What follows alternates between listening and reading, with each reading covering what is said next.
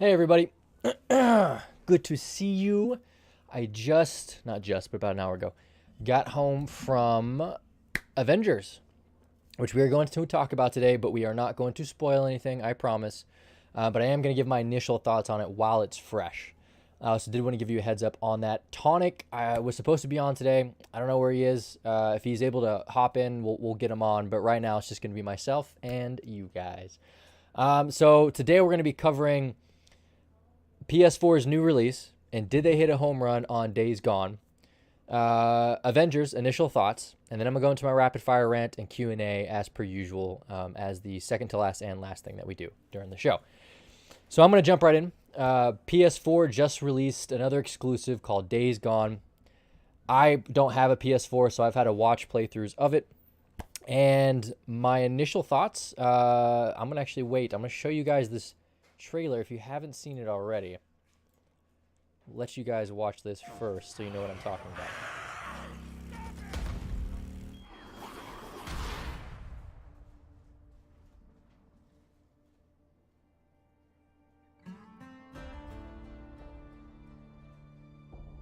The world of Days Gone is breathtaking.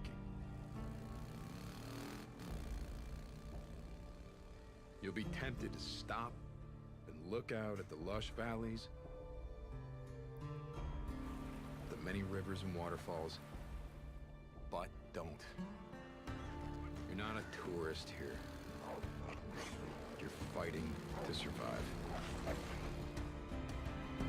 Scarred by ancient volcanoes, extreme environments like lava fields and caves make perfect hideouts. Yeah, I will say that marauders. the environments that I've seen so far Camps are dangerous because beautiful. their locations are so varied, encouraging you to use different tactics and strategies. There are a lot of ways to get to the Riding same across destinations. country, It's kind of like dense semi-open forests world. or narrow trails through steep ravines will push you to your limit. Riding through abandoned truck stops, small towns, infested logging camps is even more dangerous. Early on, as the pandemic spread, trainloads of corpses were brought into the wilderness for mass burial. These grave sites are now feeding grounds for freakers, making for some deadly rides. freakers are the and zombies, by the intense way. horde fights. Weather, harsh and unpredictable. In the northern Cascade region, heavy rain will muddy up those windy trails.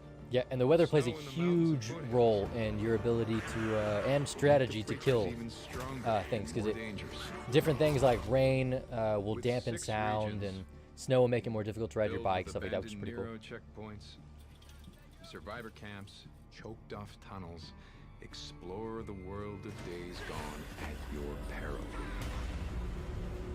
So yeah, so that's the new game that just released. My initial impressions. So did Sony hit a home run?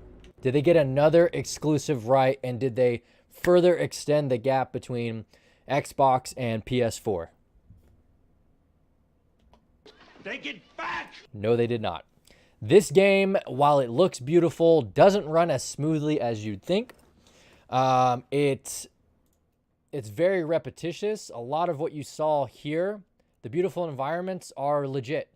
But there's a part in here where he's like digging through the car to get loot, and I mean, I can't find it, but basically the short of the long is you're going to be doing the same thing over and over and over again. Based on the limited number of hours that I've seen, nothing has really changed. You keep kind of waiting for it to take off, but it doesn't. Days Gone, Pandemic spread. while it's many things, growth-oriented isn't one of them. Even the development tree of your character is blocked off. So how it kind of works is it's segmented. You have 3 options at each stage that you can pick from, and as you get 2 of the 3, then it allows you to progress on to the next block of 3 choices. But even that feels very limited. The environments, while beautiful, very much are limited by the technology of the console that you're using. It's a PS4 exclusive, which means that you only can play it on PS4, and PC is not an option. And even the PS4 Pro that I've seen is beautiful for a PS Pro, but you can tell that the artistry, what it could have been, isn't. So it is beautiful, not as beautiful as it could be.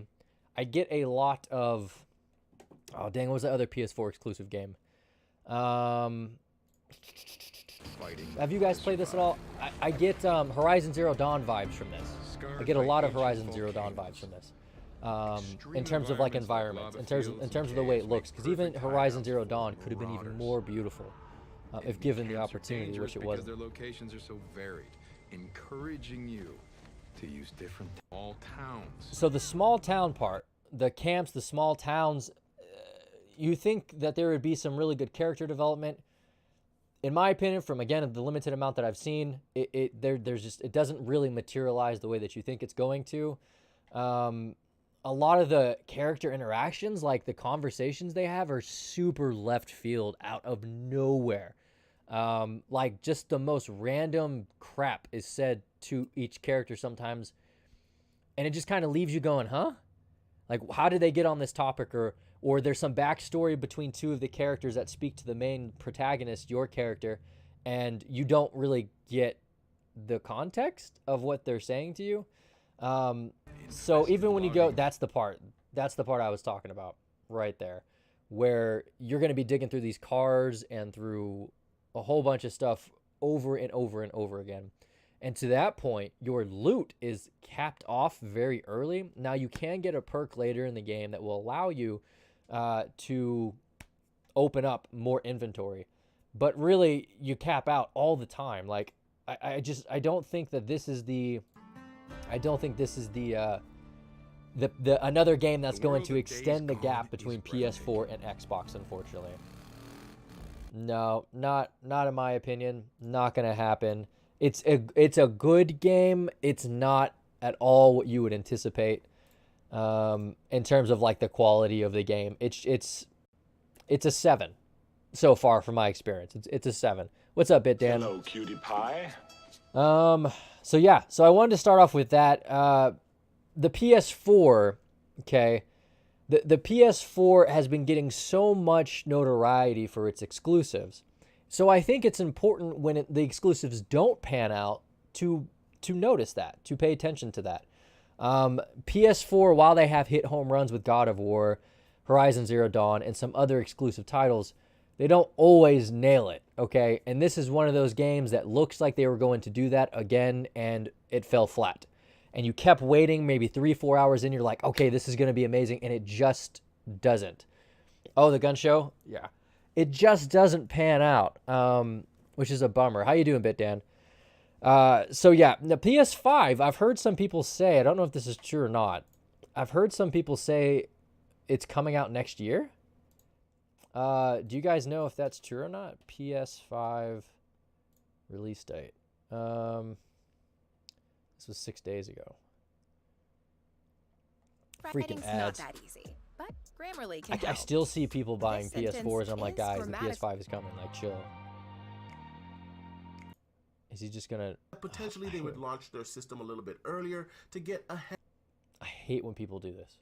They just put gameplay in the background of their voice and talk about something completely unrelated. God, I hate that. Just tired from work? Oh, you're working on a Sunday? Dude, that sucks. So I guess we only have guesses for the PS5 release date? I thought we had more conclusive evidence there. Either way, like this game, Days Gone, you feel like it should have been on the next gen. Like one of my complaints with it, and the reason why it's not going to extend that gap in terms of exclusives between PS4 and Xbox, is because you can tell that it's been dumbed down. Like the graphics have been clearly dumbed down. A November 2020 release would make a lot of sense. Okay, but there's no...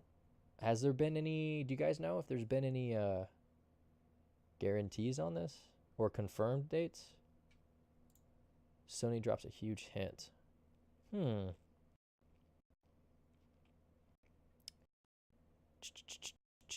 Because as far as I know, the PS4s are still selling. Like, again, like I said, I see people selling or buying PS4s to this day. And I'm like, you guys got to stop buying. Like, this is going to be obsolete technology here in a little bit. The big question is priced. Some rumblings of $500. Ooh. Ooh.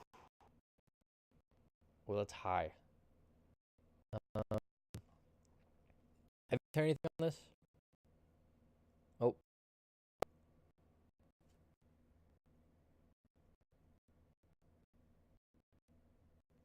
I'm going to give it a second.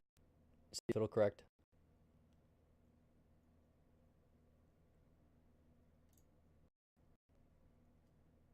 Are we good?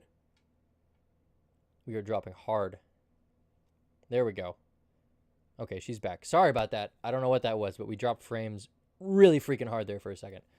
Does anybody in chat know if there's a confirmed or like a heavily suggested release date for PS5? Like, this is the closest I've gotten so far. Is November 2020 would make a lot of sense. Like, that's the closest I've gotten to a strong confirmation of the release date. Either way, this game, Days Gone, which I wanted to start with today's show on, I feel like this game and a bunch of others that are going to come out between now and whenever this release date is, should be on the new console instead of the PS4. A lot of graphics are getting dumbed down because the PS4, no console, it's not a PlayStation issue or an Xbox issue.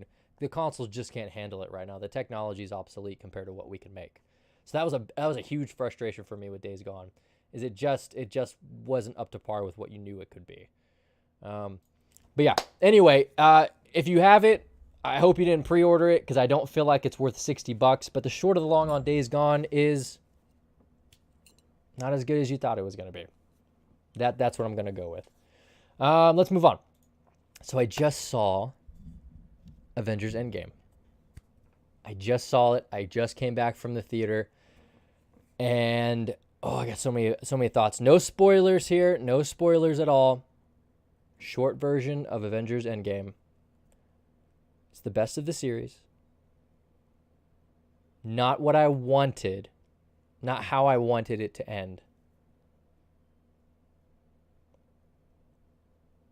But still really, really, really good. That's the best I can give. Now I'm going to break this down into characters, plot, entertainment, and my overall ranking. And again, no spoilers. I'm going to keep it very vague.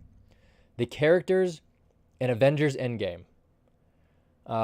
You actually, not that you didn't already, but they do a good job. I think the best job in the series of making the characters connect with you. I remember when the original Iron Man came out, I really connected with Iron Man, right? I really connected with Tony Stark as a character. They did a fantastic job in this movie compared to the other movies of having you reconnect with these characters. Whereas I felt like the other two Avenger movies fell flat and it was more Transformers-esque to me, where it was like, oh, look at this. Oh, look at that. And they just had a bunch of crap going on the screen. But they didn't really invest enough in relationships. They didn't make me care enough about the characters. They did that in this movie, which I thought was great. BitDan says, all I know is Sony is skipping E3 this year because... Ooh. So I would think next year seems like the most logical release. But see, I don't want them to release. BitDan says system cycles are about 7 years now, which is true because... I want to say Xbox One released in 2013. But I think part of the issue I have with the Xbox One and the PS4 is that they released too early at the 7-year mark. I think that the console, now I'm kind of diverting myself away from Avengers, but I'll be right back. I think the consoles are releasing too early. And they created the Xbox One X and the Xbox One S, and they've created like 2 additional gens since then.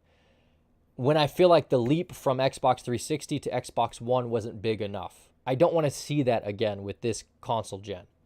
I want to see a very clear, distinct jump from PS4 to PS5 and from Xbox One to whatever the hell Xbox is doing. I don't know if we have confirmation on that or not.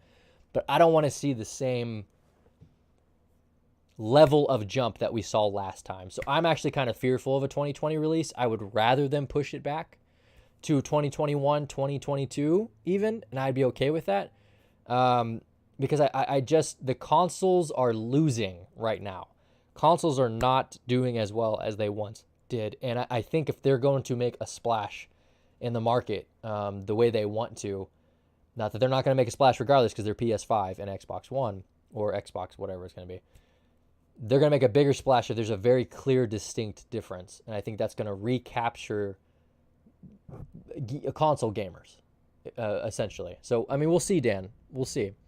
Okay, so yeah, the characters of Avengers, I'm going to circle back now. They did a really good job of that. I'm going to give that a 9 out of 10. Like, really good job of making me reinvest in each of these characters. The plot, initial thoughts, I mean, this is like rapid fire stuff, guys. I'm going to go like 8 out of 10.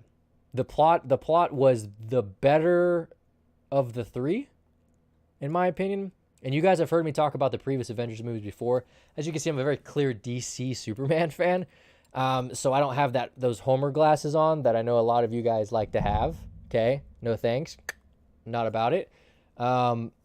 This plot was the best of the three, in my opinion. I felt like the first two followed a very classic archetype that I've gone into in other videos that I don't want to go into again. I feel like this one did a better job of avoiding that same catastrophe of storytelling. So I'm going to give that an 8 out of 10. Entertainment, I'm going to give it a 10 out of 10. And here's why. This movie was so entertaining because it didn't have endless action. That's right. It's more entertaining because it didn't have a stupid amount of crap on my screen for 3 hours. They actually took the time to close relationships. They actually took the time to reinvest in relationships, new ones, old ones, potential ones. They did an amazing job of recreating that investment. And to me, that's entertaining. Transformers is one of the worst. Stop it! Transformers is awful because what they did with the first one was amazing. After that, it was all just Michael Bay putting a bunch of shit on my screen for 2.5 hours. That's what it became. And that's kind of how I felt the first Avengers were. I feel like this one took a step back, refocused on the characters, and I think that really helped the overall entertainment. So overall, okay, so we got 9 out of 10 on characters, 8 out of 10 on plot, 10 out of 10 on entertainment. Overall, you think that would equal an 8, right? And here comes the hot pot, old buddy. I don't know. I don't know if I can give it a 9. I should have said 9. I don't know if I can give it a 9. It was better than the others, but I don't know if it was worthy of a 9. It was still missing some things for me that I don't want to mention because that would spoil, obviously, something that's not in the movie for you. But can I give it an 8.5? If I can give it an 8.5, I'm going to roll with that. Like that, I'm good, but I know some people are pretty picky on the, like, no, you got to choose one, 8 or 9. And I just don't know if I can give it an A, but I don't feel that it's a B- either. Like, it was a good movie. It was a very good movie. And if I can sit in a theater for 3 hours and not think about getting up, you did a good job. You did a very good job. I'd like to give it an 8.5. If I can, if you guys are good with that, I'm going to roll with an 8.5 and then kind of let this sit and, marinate a little bit. A little marination. And then decide if it's overall an 8 or a 10 for me. But I highly recommend. Excellent. It was an excellent movie. I highly recommend going. Obviously, you're probably already going to go, or you've been already. But if you're kind of on the fence or you're tired of superhero movies or whatever, I would still go. I would still go because I think this isn't just for fanboys. I think. Well, actually, let me backtrack that. If you haven't seen the other movies, it's going to make it difficult to see this one. So might not. But overall, I'm going to go 8.5. BitDan says, so you didn't like Bumblebee? Just curious, haven't seen it myself. I haven't seen Bumblebee either, bud. Yeah, I haven't seen it, but I don't count that as the Transformers movies because that was a standalone. It's kind of like I don't count the Wolverine movie as the X-Men series. It's a standalone kind of thing, which I thought the newest Wolverine movie was great. I heard Bumblebee was really good. Yeah, I heard Bumblebee was really good, but I haven't seen it. So those are my thoughts on Endgame. No spoilers, totally safe information. Yeah, it's done. I can't believe they've actually temporarily, cause you know they're gonna grab some money and do this again. I'm so glad that it's temporarily done. I think we need a break from all the superhero movies, or a little more investing in the DC universe, which is my baby. Okay, we're gonna move on to rapid fire rant. Today I'm gonna talk about streamer health, and I'm just gonna do it, and like I usually do, about 2 minutes.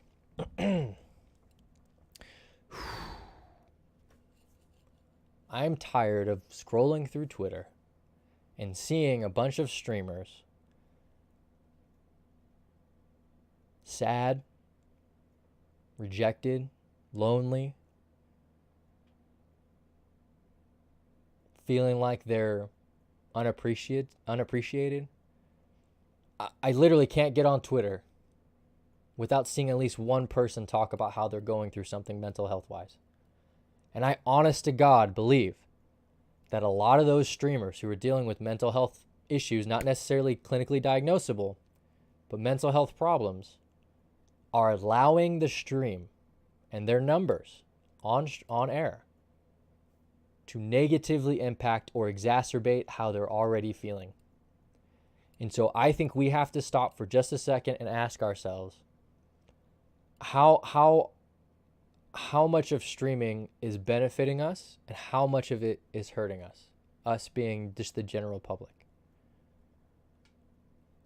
And I think a lot of people who post this stuff on Twitter, they get a lot of positive reinforcement for it, which only further encourages them to speak to that. And that's a pro and a con. It's good to speak to what you're struggling with and not to keep it in. But at the same time, if the post that I have that has the most traction, the most likes, and the most retweets is one of, I'm struggling with depression, that can encourage me to continue focusing on all of that negativity, which in turn reinforces the negativity. I think we have to stop and really ask ourselves, what communities are we plugged into and online? Are they supportive? How are they helping me? Is streaming becoming more about something that's wrong with me versus something that's right? I think we need to take the time to figure that out. And I'm hoping that my community, I've been hoping this, can be that place for people. It hasn't happened. There aren't enough people here yet. I have one viewer right now, which is fine. But it's sad to me to think that I can't get on Twitter without seeing somebody struggle, and yet I have this, I'm trying to create this resource for people to use for that exact purpose. And it's not being used. And it makes me feel bad for them, and it makes me feel bad for my community, because I have some wonderful people in my community. So that's my rapid fire rant, guys. Take a second to reach out to somebody who's struggling on social media.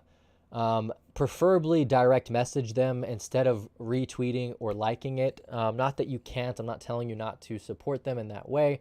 But you do have to stop and think about how that may be reinforcing and encouraging them to continue festering in that negativity because it's getting positive reinforcement. But I think it's better to direct message. Okay. All right. BitDan says, I envy the kids who grew up as the MCU was going on. The MCU? What? What's the MCU, bud?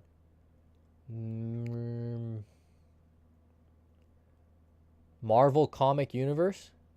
Marvel Comic Universe? I just figured out. I think I just figured it out. No. DC all the way, baby. DC all the way. Okay. We're going to move on to Q&A. Dan, feel free to ask any questions, bud, that you may have in chat. Totally fine. I'll answer them now. First question. Favorite video game fan theory? Ooh. Okay, so I was thinking about this one, and I was having a lot of trouble deciding on which one I wanted to go with. A long time ago, I don't know if, Dan, you remember this one, but there was a time when there was a theory that Master Chief may actually be female. I don't know if that's my favorite, but it's one that definitely stood out to me. It would make sense to have both a male and a female Master Chief, I feel like. Marvel Cinematic Universe. I was close though. I would say that's probably my favorite fan theory, simply because it would so drastically change the paradigm of that universe if there was a female Master Chief. I don't know. I just think it was so, like, we handed it over so quickly to it being male, and there's a lot of evidence that it is. But I think there's also potential for there to be female Master Chiefs as well, which I think would really throw a wrench into everything. Okay, top 3 favorite sports to play and 3 favorite sports to watch and why. Top 3 to play, easy. Football, basketball, rugby. Without question, football, basketball, rugby. I like to hit things.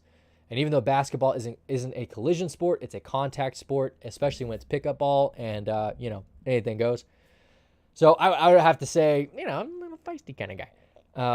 I'm like the Energizer Bunny in basketball. I'm always jumping around and like jumping on people and just annoying the crap out of people like Draymond Green and some shit. I'm annoying as hell when I play basketball. Top 3 to watch, probably football number 1, basketball number 2. And I think there's a huge drop after that. Oh, God, I don't know. Ooh, I don't know if there's a third sport I like to watch. Hey, it's not golf. That I know. Good Lord. It's not tennis. I don't know if I have a third favorite. Can I just watch football and basketball forever? Excellent. That would be great. That's probably what I'm going to go with. Oh, wow. I've honestly never heard that about Halo. Yeah, BitDam. Yeah, I mean, that was a long time ago. That was like, God, I was a kid when Halo came out. So that was a long time ago. You have one meal to eat for the rest of your life. What are you stuck with? Damn. If I have one meal to eat for the rest of my life, you bet your ass that's going to be, it tastes good. It can be cooked in different ways, and it's going to be healthy. Because I'm sure as hell not going to eat Sour Patch Kids for the rest of my life. Okay, I'll probably die of diabetes. So I'm going to cooked differently. Healthy. Chicken? Maybe chicken? What? You can cook that different ways. You're not saying I can't use sauce, because I think that's a huge thing. Like, I got to have some sauce. Yeah, I guess chicken. I'm going to go with chicken. That's the one thing I'd eat for the rest of my life. It's nutritious. You can change the way you cook it, and you can throw some spices on that hoe. I'd be good with that. And then lastly, where would you like to see AR technology go in gaming? I don't know what AR is. BitDan, was that you, bud? Augmented reality, maybe? I'd like to see some straight up, oh God, what was that movie? Ready Player One. Oh, God. Who is your daddy? Oh, I would love to see something resembling Ready Player One actually happen. There's no way in hell it's going to in my lifetime, unfortunately. But who knows? I mean, who knows? We might get to that point. I just don't see it.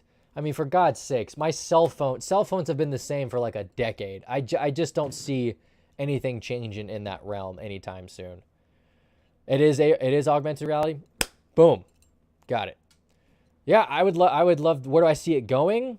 I see in my lifetime, so I see in the next 50 years. It's not going to be Ready Player One. It's not going to be Sword Art Online type stuff. It's just not. I mean, I know a lot of other people follow technology closely, but if you look at how our technology has changed in the last 20 years, it hasn't really. I mean, it has and it hasn't. Like, we went from big screens to small screens, back to big screens. We've had touch screens for like a decade. We have the new foldable Samsung thing that's like tanking, and we can't even get that right. I mean, I just don't see AR technology being what we want it to be anytime soon. No way in hell. Hasta la vista, baby. I wish it was, because I'd love, I don't want Sword Art Online where I'm like stuck inside a video game and I freaking die. But I'd love to see AR technology take a leap where it interacts with your senses in some way. I just don't see it. I don't see it. Okay, any other questions in chat? If not, we're going to go ahead and wrap it up. We're about the 30-minute mark right now, 32-minute. I don't know what happened to Tonic. He was supposed to be here today, but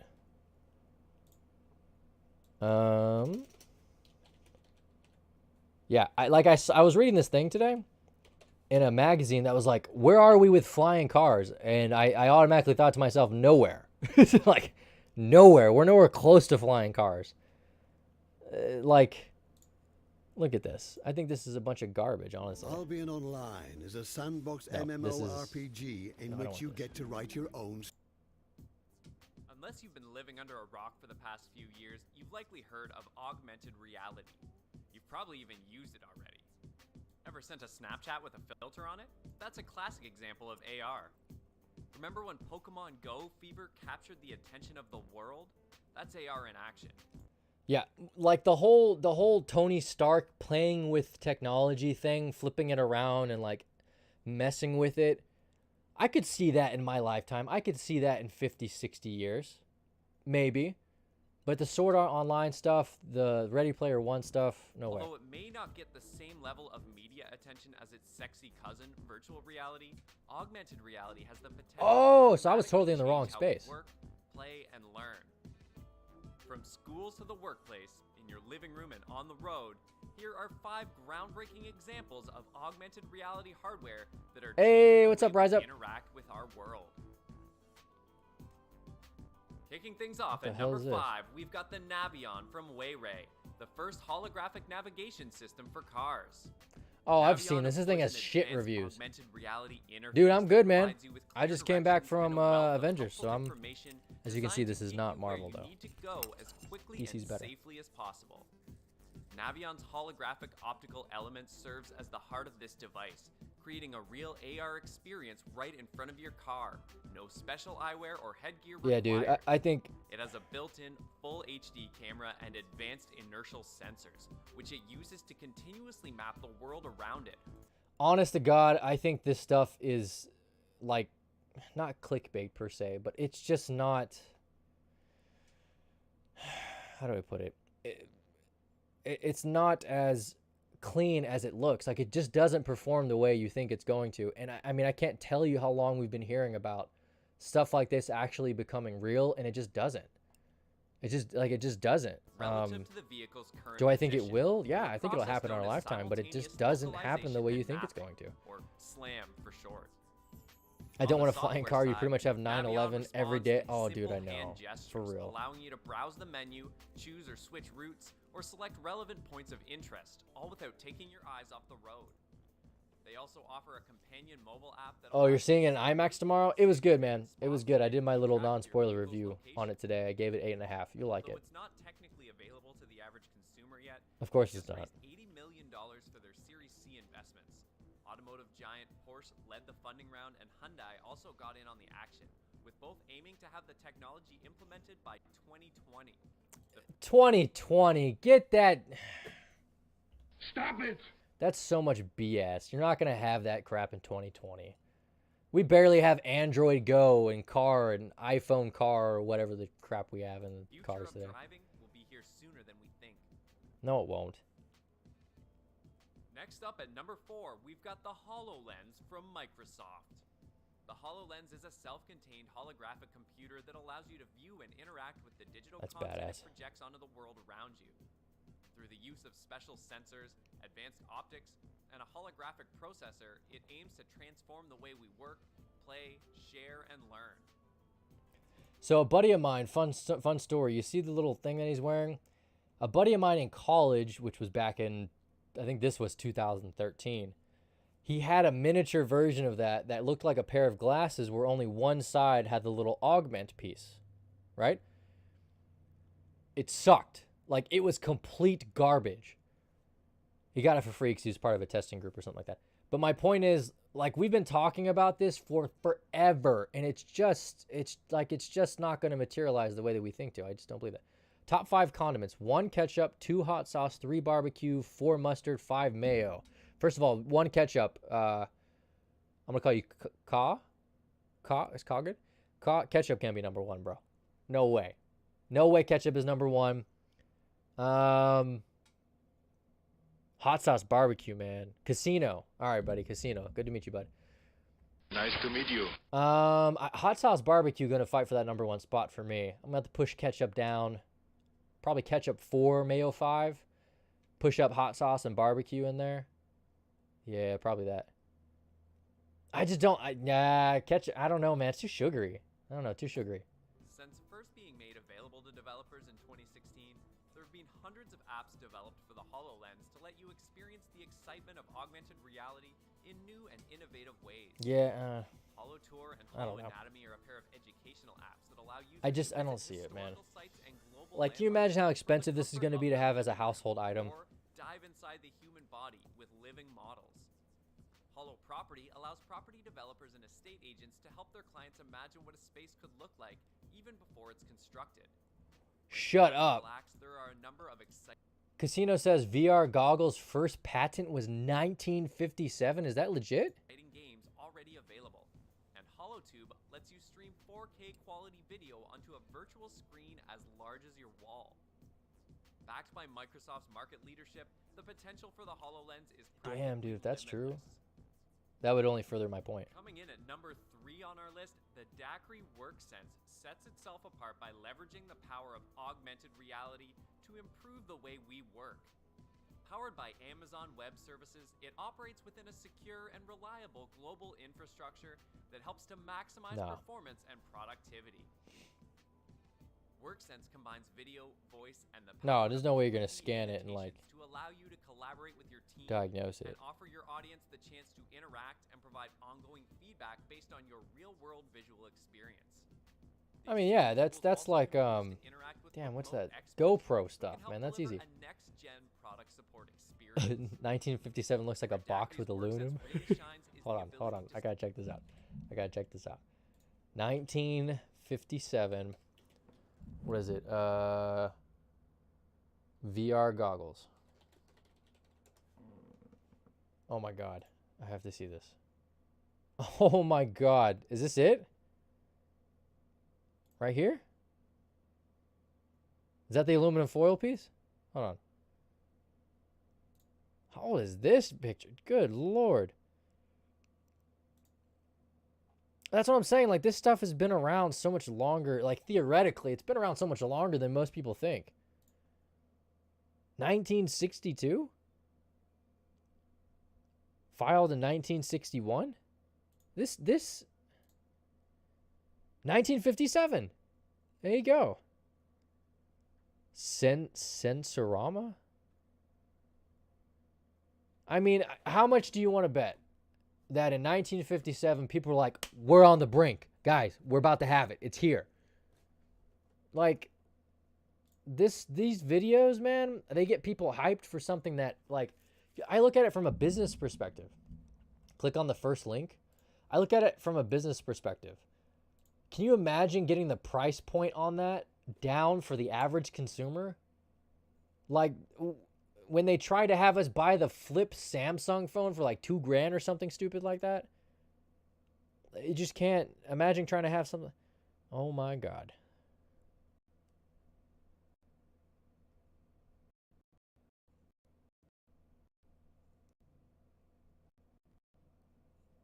Oh, frame.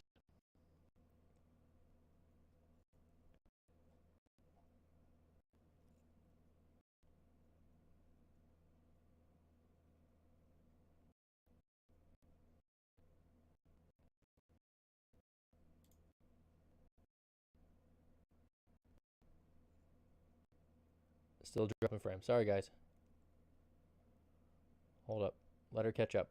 Let her catch up. There we go. Okay, I don't know why it is. Some websites just throw it all off. Yeah, that was let's go here. That was this one. So that's what it was showing. Yeah, this augmented stuff, man. Scan and model in 3 dimensions. The high-quality camera lets you instantly map your workspace into a photorealistic 3D model that you can share with your team. It also allows you to create models of all of the Ain't no dude in a vest going to work with that headset on. Maintenance and retrofitting. When combined with Autodesk BIM 360 docs, the WorkSense allows you to view designs as full-scale immersive walkthroughs, keeping head office and your whole team on the same page and delivering. And it's yours for $25,000. Excellent. Our runner-up at Like, number 2, dude. the Vuzix Blade AR smart glasses are a fashionable piece of tech that's designed to provide you with an endless Yeah, this is array the one that of my relevant buddy, similar to the one my buddy had. information. The perfect perfect companion to your smartphone, the Vuzix Blade offers Oh, revolutionary Pikachu. hands-free interaction in the form of a see-through viewing experience. Vuzix has constructed a Cobra 2 display engine to Hold power on, its Goose 6. I'm looking this up. I want to know how much this is. I want to know if I wanted to buy a Goose 6. What am I spending? Goose 6. Did I not spell that right? VR. I guess it's AR, huh? AR. What am I just spelling this? Guziks. Oh, duh. Guziks. All right, let's see if this is even something you can purchase. Okay, so we have the Bible. Okay. More Bible. Christ. And I'm spelling this right. Guziks. Guziks. AR. Augmented reality. Cobra. We'll do Cobra. Like, you can't even find this shit. Cobra. I just get the Bible. Nobody ever got laid with VR. I don't know, man. I don't know. I bet you could if you could, you know, if you can hit the price point of some of this VR, AR stuff, I'm sure you can get laid. For sure.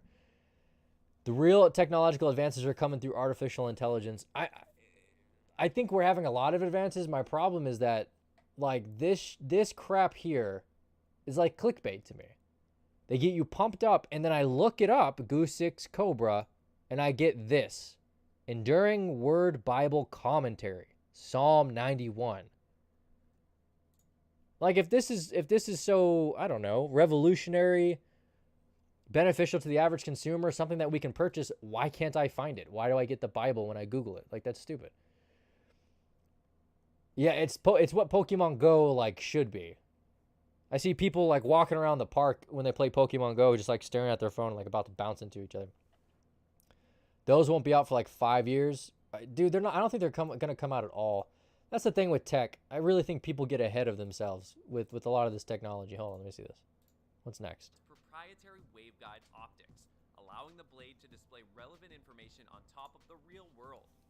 Everything from patient data to driving directions, restaurant menus, and weather alerts. I'm gonna get to that. is One sec, instantly available, all without the need to ever pick up your phone or look at a second screen.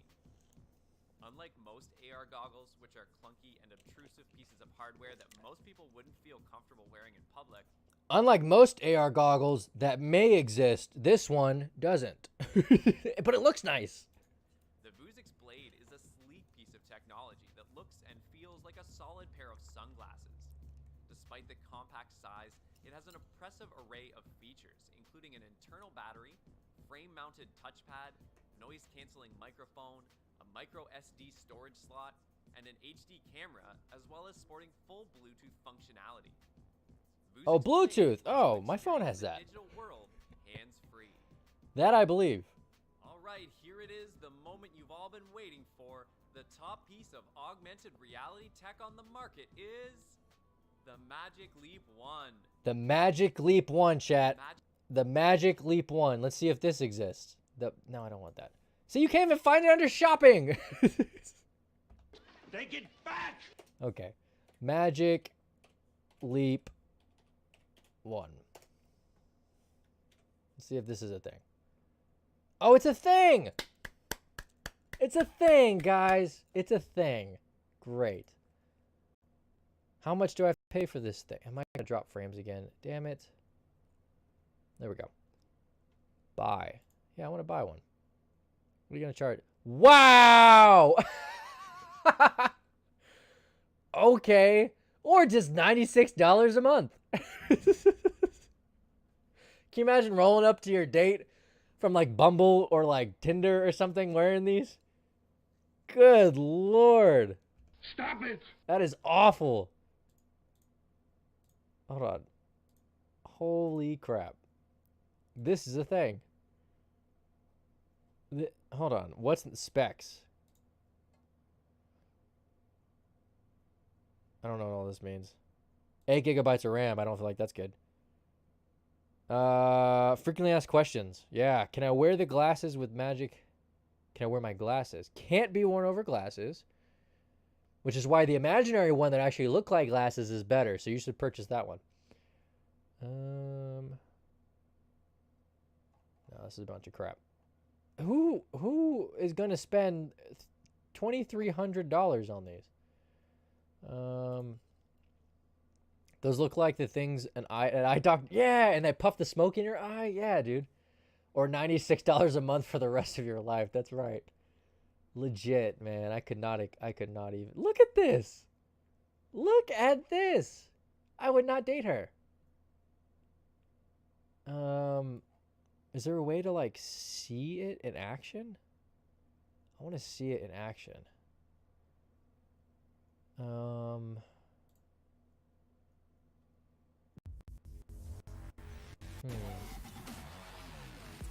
Let's see if we can find it. The VR games are so... I'm not surprised. I'm not surprised at all. Because I'm telling you, this tech, it isn't here yet.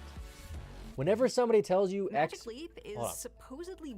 When anyone tells you that a certain tech... We thought flying cars were going to be here by now. In the 80s, when we created... God, what was that freaking movie with Harrison Ford? Help me out, chat. Harrison Ford's in it. Blade Runner. I think it was placed in 2020, wasn't it? And we were supposed to have flying cars and like all sorts of stuff, and we don't have jack. Like, whenever somebody says X or Y or Z is going to happen in the next 10 years, add 20. Like, that's just how it works. It's not worth buying VR anything until the games look amazing. It's not worth buying VR anything until they can get me under $500 for something legit. Like, you know the technology isn't there when it costs you $2,300 to buy it. That means they're having to spend, like, their price points are so high to get this technology working that they don't know what the hell they're doing. Like, that's a huge sign to know that people don't know that the product isn't ready. Hell no, I don't trust self-driving cars. That can change people's perception of reality. In the last few years, it's become one of the most mysterious and exciting companies in tech.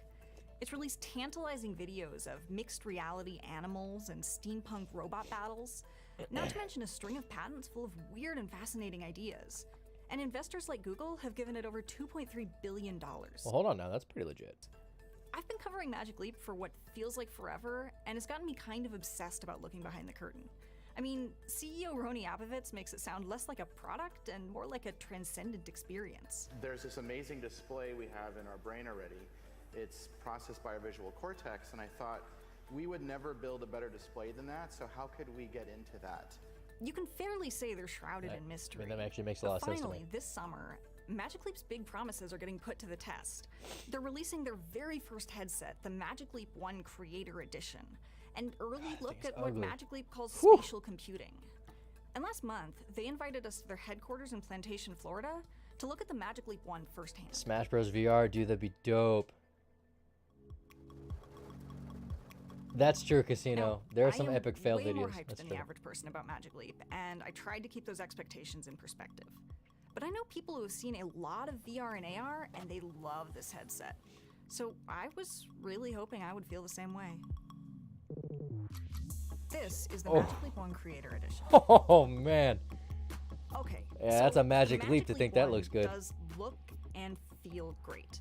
The main part's a headset called Lightwear. It connects to a miniature computer called the Light Pack, which you clip on your pocket. You can use it with this we got fanny controller packs or now, too. with That's some nice. limited hand motions. The headset's studded with cameras that track the room, and the lenses have something Magic Leap calls a photonics chip. Practically, Never this getting creates laid ever the illusion again. of 3D images It's kinda projected cute. into the real world, You could take 'em which off. you can walk around and interact with. Now, while the headset isn't exactly subtle, it's surprisingly comfortable. You put it on by stretching the sides to fit around your head, and it comes in two sizes with a set of swappable nose and forehead rests for some finer adjustments. I spent around an hour wearing the Magic Leap 1, and I almost never had to refit it or hold it in place. And the I want her Light to Pack fall is so light. bad. I clipped it into my pocket and basically What forgot effect- about that's it, a good although I question. could feel some heat on my leg. But the real magic is supposed to be in the experience. And it's definitely advanced by current mixed reality standards. But it's not exactly a world of realistic holograms. Do, do, do.